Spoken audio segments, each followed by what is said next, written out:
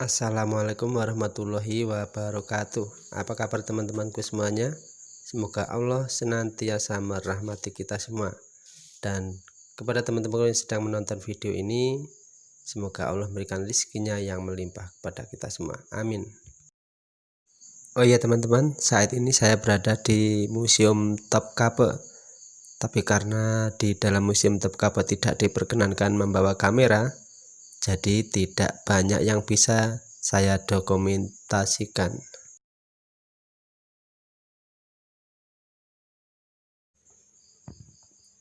Ini saya berada di samping Museum Topkapi, dan di belakang saya adalah Selat Bosporus yang memisahkan Turki bagian Eropa dan Turki bagian Asia.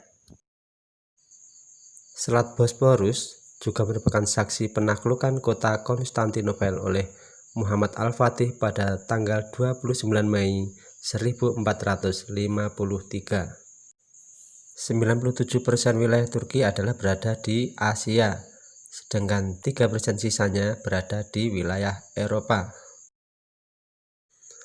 Di seberang sana itu adalah Turki yang bagian Asia, sedangkan saat ini saya berada di Turki bagian Eropa. Saat saya berada di sini, udaranya masih sangat dingin, ya ini sekitar 10 derajat Celcius, karena masih dalam masa peralihan dari musim dingin ke musim panas. Sejenis burung gereja. Baik hati anjingnya, baik hati.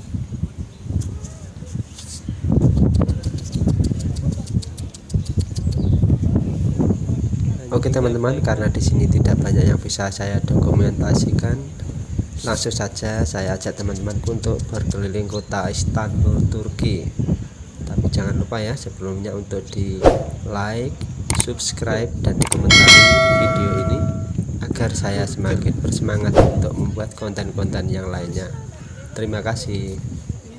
Kira-kira berapa jumlah kota isi kota Istanbul atau Konstantinopel pada zaman dahulu, ya, karena di dalamnya ada stadion yang isinya 120.000.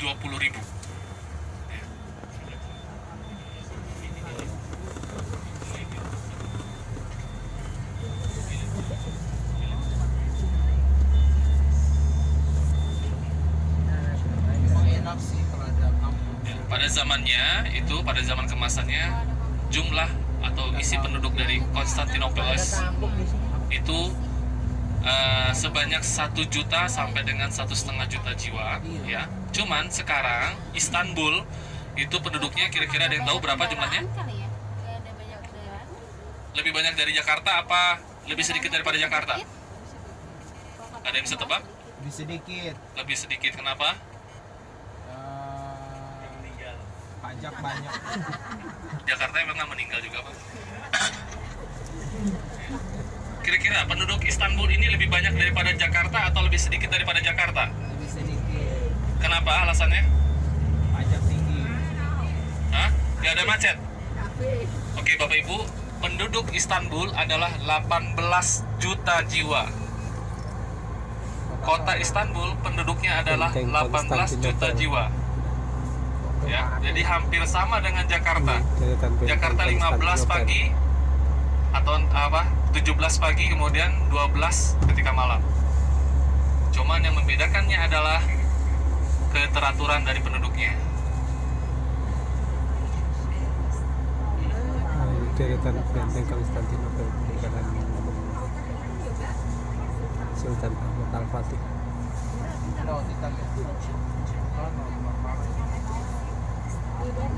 Belakang sana Marmara. Nah, Bapak Ibu, Istanbul yang sekarang kita berada ini adalah Istanbul Eropa. Sedangkan yang di seberang sana, ya, tetap kota Istanbul, ya. Tetap kota Istanbul, tapi Istanbul bagian Asia. Nah, Bapak Ibu bisa dilihat itu ada bukit. Nah, itu adalah bukit tertinggi yang ada di Istanbul, namanya adalah Bukit Çamlıca. Bukit Çamlıca ini di sini kalau misalnya Bapak Ibu datang lagi ke sini, ya, dengan durasi waktu yang lama bisa melihat pemandangan Eropa Istanbul, ya.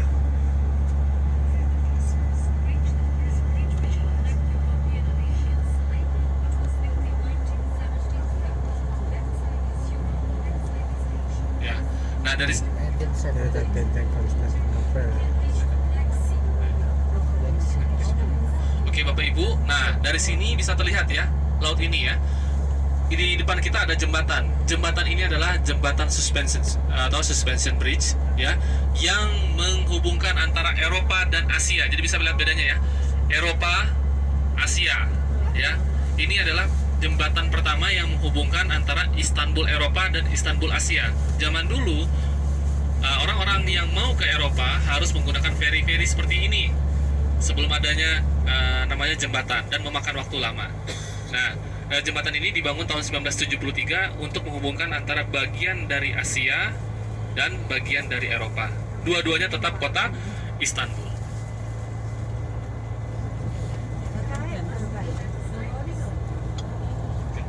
Oke Bapak Ibu, bisa dilihat di atas itu ada menara cerobong-cerobong. Kira-kira ini apa? Bukan. Yang kita kunjungi pertama kali yaitu adalah Istana Topkapi. Ya, bisa dilihat ini waktu tadi yang foto-foto, ini ada kafe kan? Nah, foto-foto dari di atas. Ini adalah Istana Topkapi.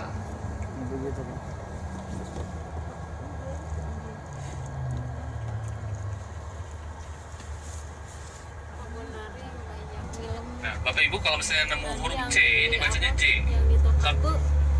C, dibacanya J. Tapi kalau hurufnya C ada buntutnya, baru dibaca C.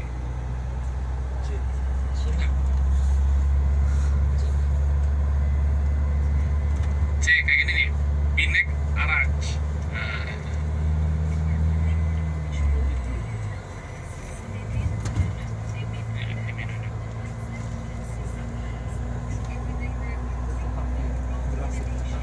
Ya Bapak Ibu, sekarang kita berada namanya kawasan Eminönü. Eminönü itu adalah kawasan ya yang biasanya orang-orang yang mau ke Eropa pada zamannya sebelum adanya jembatan di depan kita ini, orang-orang berangkat dari Asia ke Eropa atau Eropa ke Asia menggunakan feri. Pelabuhannya di depan kita ini ya. Jadi orang-orang nih ada yang bawa truk segala macam bisa lewat dari sini.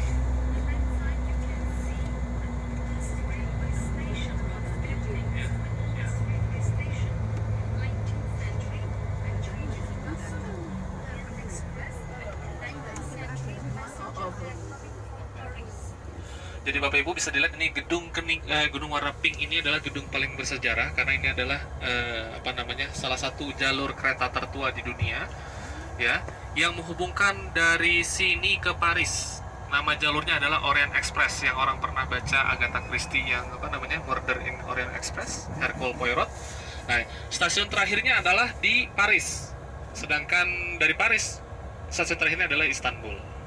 Ya, sekarang belum berfungsi lagi karena masih ada perbaikan jalur keretanya. Dan Bapak Ibu juga harus perhatikan bahwa kereta juga ya pada zaman Ottoman ya, pada zaman Utsmani itu juga menghubungkan antara Istanbul sampai dengan Madinah. Nanti Bapak Ibu bisa lihat juga nanti kereta di Madinah.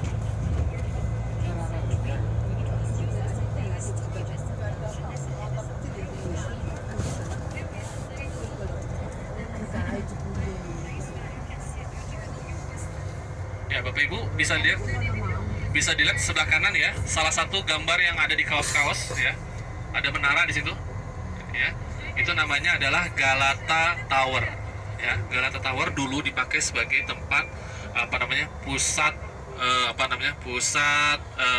angkatan laut ya, pertahanan angkatan laut, kemudian tempat di mana orang-orang dipenjara di sana ya.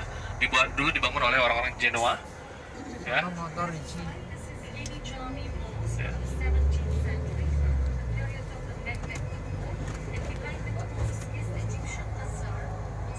Masjidnya mereka begitu semua ya. Khas Timur Tengah. Ya, jadi Bapak Ibu, sekarang yang kita lewati adalah Jembatan Galata. Jembatan Galata ini masih dalam posisi Eropa, ya, yang menghubungkan antara kota lama yang di belakang kita menuju kota baru. Nah, di sini Bapak Ibu bisa lihat di samping kanan ya, yang mancing ini tiap hari pagi, siang, sore, malam nggak berhenti. Di bawahnya ada restoran tempat orang-orang makan ikan ya di bawahnya. Jadi seru sekali kalau misalnya makan ikan sambil ngelihat orang mancing ya. Di bawah jembatan ini ya, jadi sambil makan ngelihat ikan ke atas begitu.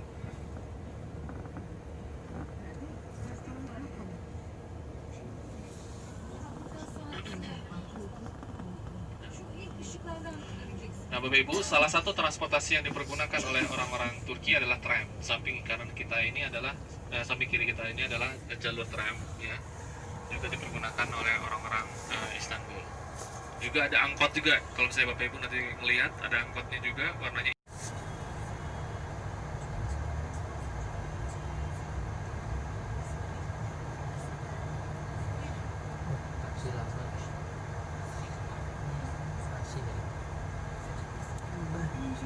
Jadi kenapa disebut atau terkenal dengan Masjid Biru? Karena bukan bagian luarnya, karena kan bagian luarnya warnanya krem ya, tapi melainkan bagian dalamnya. Tapi tadi memang sedang renovasi jadi nggak kelihatan. Jadi di dalamnya Masjid Biru terdapat 21.000 ya keramik warna biru ya, dan dominannya adalah warna biru hiasan-hiasannya.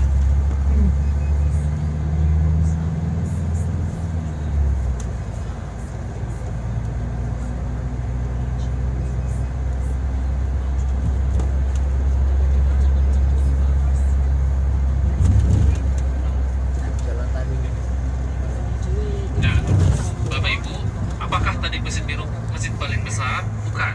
Bisa dilihat di sebelah kanan ada masjidnya, yang tiangnya ada berapa? 4 ya, ada 4. Itu namanya Masjid Sulaiman yang dibangun oleh Raja Sultan Sulaiman masa keemasannya Kesultanan dari Ottoman atau Utsmania ya. Nah, dibangun oleh arsitek terkenal di dunia namanya Mimar Sinan ya, Mimar Sinan yang membangun. Di atas ini adalah masjid terbesar di Istanbul ya, namanya Masjid Sulaiman.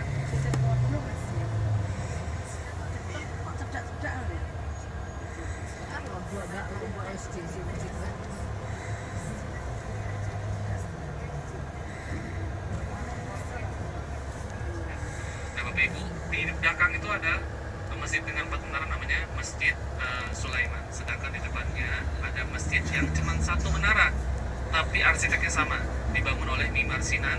Namanya masjidnya adalah Rustam Pasha. Ya, itu banyak peninggalan dari Mimar Sinan ya. Ada lagi di Bosnia itu jembatan ya, cuma hancur kemarin pas lagi perang. Ya, salah satu peninggalannya. Dan dianggap sebagai ilmuwan atau misalnya orang besar yang lebih baik daripada Leonardo da Vinci, karena Leonardo da Vinci tidak bisa merealisasikan apa yang dia rancang, sedangkan Mimar Sinan hampir apa yang dia rancang semuanya terpenuhi.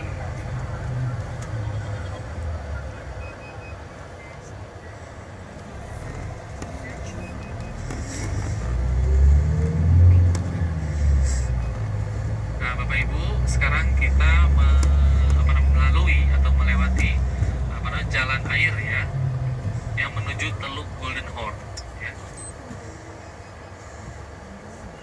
Seperti halnya ini ya, yang ada gambar di peta di atas, berhubung petanya kecil nggak kelihatan. Berhubungan dengan tadi Masjid Sulaiman menaranya 4. Ada yang tahu Masjid Biru menaranya berapa? Ada berapa? 50. Oke teman-teman, setelah mengelilingi kota Istanbul, saatnya kita kembali ke bandara untuk selanjutnya pulang ke Indonesia. Secara keseluruhan, kota Istanbul ini bersih dan tertata rapi, serta penduduknya yang ramah kepada para pendatang. Dan satu lagi, situs-situs bersejarah di sini sangat terjaga dengan baik. Alhamdulillah sudah nyampe di bandara. Terima kasih. sudah menonton. Semoga teman-teman yang menonton, saya doakan suatu saat bisa segera berkunjung ke Turki. Amin.